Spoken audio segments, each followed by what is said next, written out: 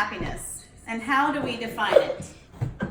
I think it's important to know these in-depth questions on what makes happiness happiness, because it's the one thing that we all strive to obtain.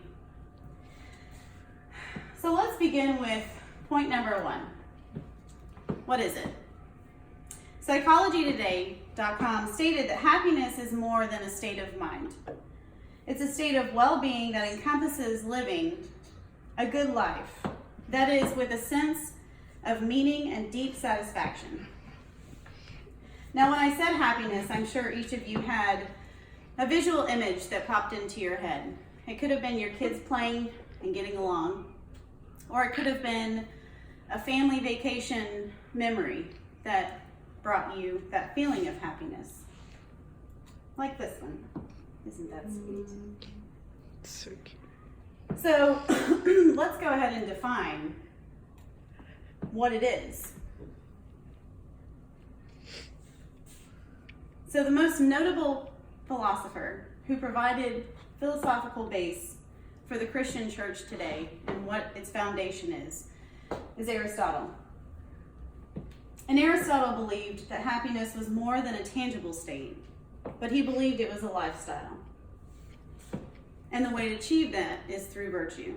Virtue being the behavior of high morals.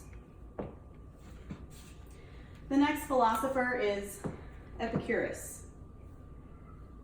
And he contradicted Aristotle's philosophy and believed that it was more of a balance and temperance that created space for happiness. And lastly, we have Nietzsche. And he criticized happiness altogether. He didn't believe that it was a constant state at all.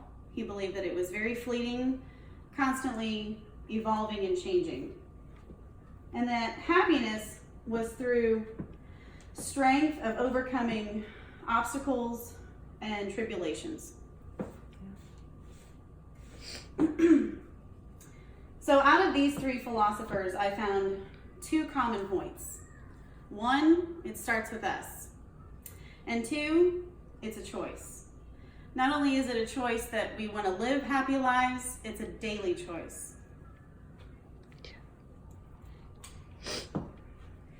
So with all of this information, and we know that the images and ideas of how we personally define happiness, and that it's constantly evolving.